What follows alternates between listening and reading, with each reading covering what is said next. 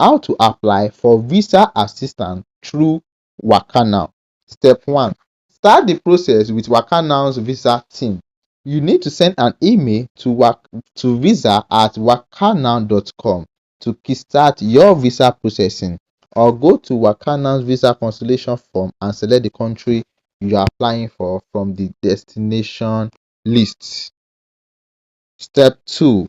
Pay the consultation fee. Wakanow support stage confirms that consultation fee must be paid by the customer before a consultation slot is booked.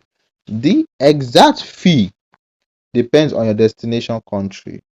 So Wakanow own visa price list show this varies significantly by country. So check the fee for your specific destination before paying.